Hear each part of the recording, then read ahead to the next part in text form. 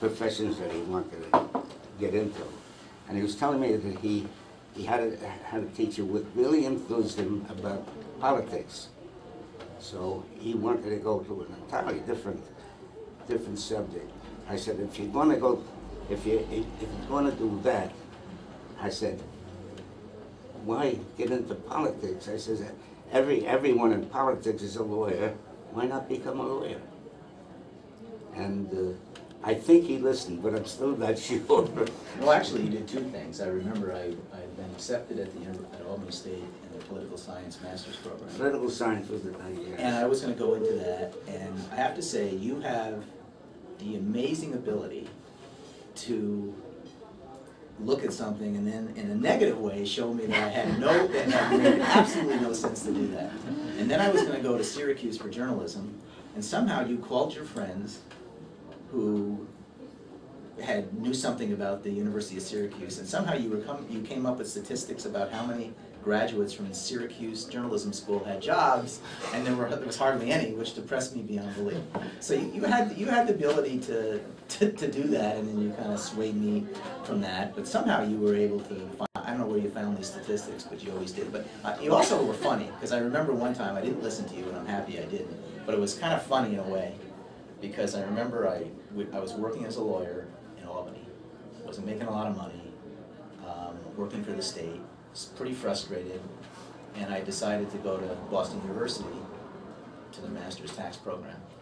And I remember you said, why are you thinking of doing that? And we were at the table, and for an hour, like a lawyer, you cross-examined me. Why are you doing that? Doesn't make any sense. You've got a job now. What makes you think this is going to make any difference? And we went on and on and on and on. And I was getting red in the face, and you were brilliant. It was like you were Clarence Darrow. And when it was all over, I thought I'd made a pretty good case, and you said, yeah, I think it makes sense. I was just playing devil's advocate. And I could have strangled you. But there was no one better than you at doing that. You were fantastic, I have to say. That's great. Thank you, Mark. I remember we came home one day, and he had A's and B's, and Toby said to him, that's terrific. That's really a good report card. And he says, it's not that good. He said, it's a B group. I said, well, what's a B group? He didn't know.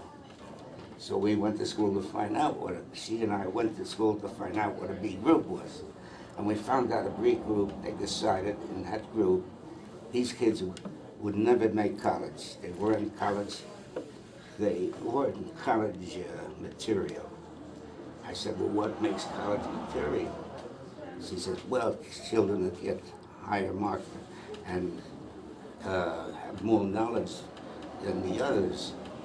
So I said, well, how do you know that at such a young age? I said, they're not even in high school yet. It was junior high. So she suggested that I speak to the principal. We got the same results. So we finally went to the, the school superintendent. At that time, I was working from the Keston. We did quite a bit of advertising. And I said, I told him the same story. How could they tell about at this age?